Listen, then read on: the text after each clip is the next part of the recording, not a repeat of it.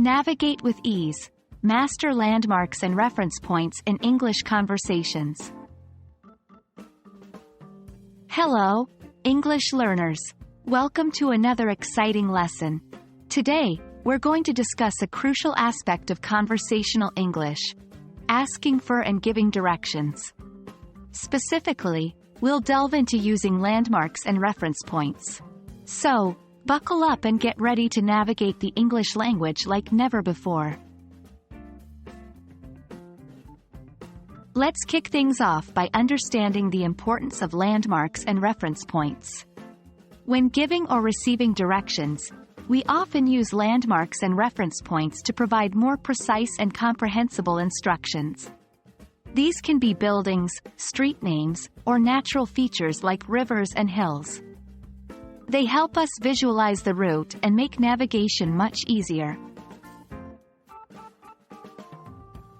Now let's look at some common landmarks and reference points.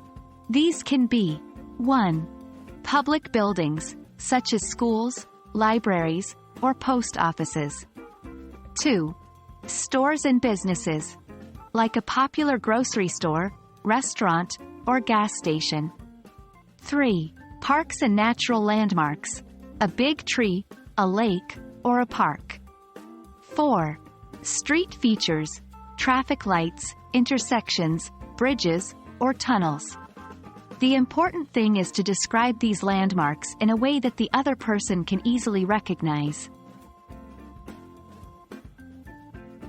So, how do we actually use these landmarks when giving directions?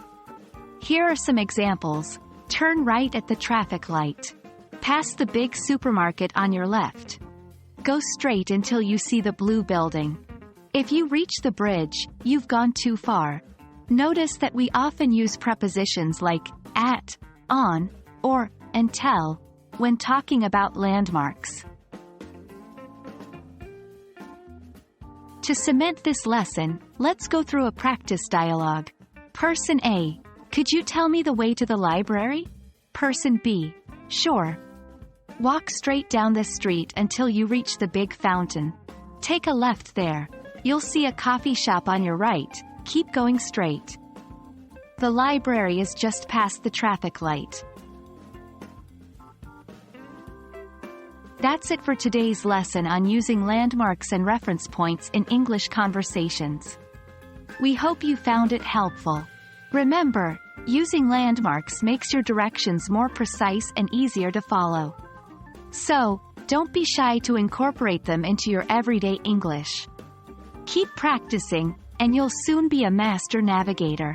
Until our next lesson, happy learning!